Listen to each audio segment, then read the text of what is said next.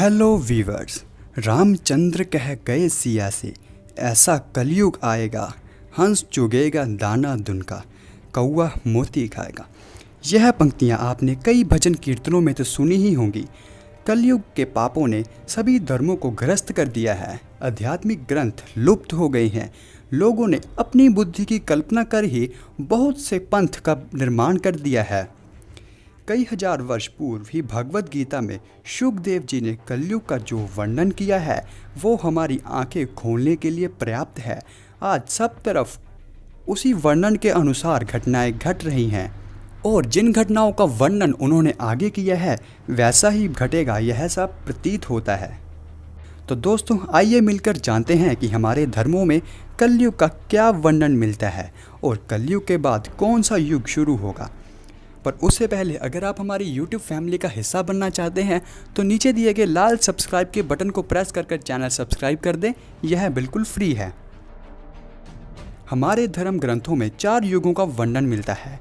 सत्ययुग, जिसमें अच्छाई और बुराई दोनों अलग अलग लोक में रहती थी, जिसे हम देवलोक और असुर लोक के नाम से जानते हैं। उसके बाद आया त्रेता युग, जिसमें अच्छाई और बुराई एक ही लोक में रहती थी, जैसे रामचंद्र जी और रावण।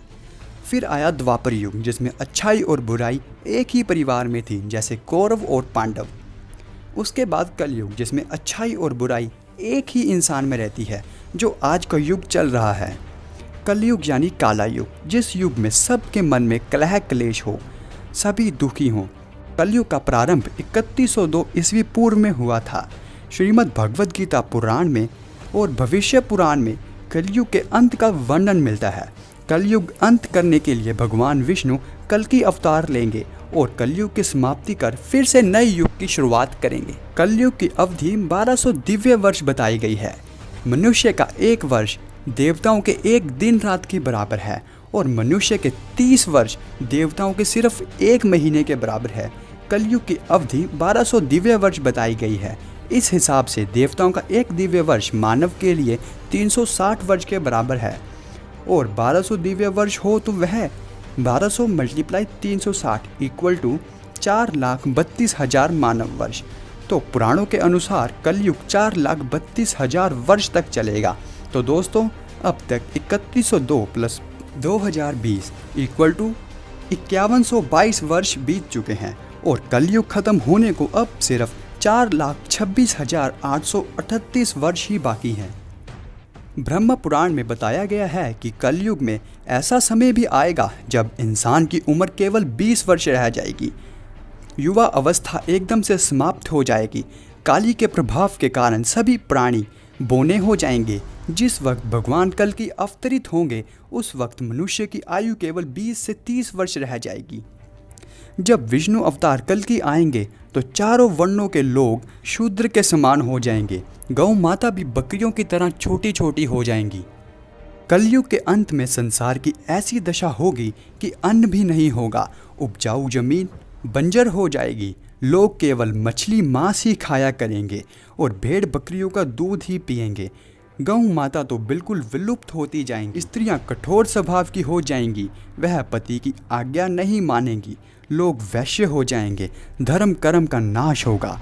लोगों का एक दूसरे पर से भरोसा उठ जाएगा और वह अपने पर भी भरोसा करना छोड़ देंगे और इस प्रकार वह भगवान और धर्म पर भरोसा कर ही नहीं पाएंगे और वह नास्तिक होते जाएंगे। कलयुग के लोग हिंसक होंगे। भीड़ में मनुष्य आएंगे और एक इंसान की जान ले लेंगे। मानवता खत्म होती जाएगी। लोग धर्म ग्रंथों को छोड़ अनैतिक बातों पर रुचि रखेंगे। मनुष्य के मन में प्रेम भाव, जीव दया नाम की चीज ही खत्म हो जाएगी। भाई भाई का दुश्मन होगा। इन सब बातों को सुनकर लगता है कि ऋषि मुनियों ने अपने ग्रंथों में पहले से ही भविष्यवाणी कर कलयुग के बारे में आज के वर्तमान का सच लिख दिया हो। भगवद गीता में कलयुग के धर्म के अंतर्गत श्री शुकदेव जी परीक्षित जी से कहते हैं कि ज्यों ज्यों घोर कलयुग आता जाएगा त्यों त्यों उत्तरोत्तर धर्म, सत्य, पवित्रता, शर्म, दया, आयु, बल और स्मरण शक्ति का लोप होता जाएगा।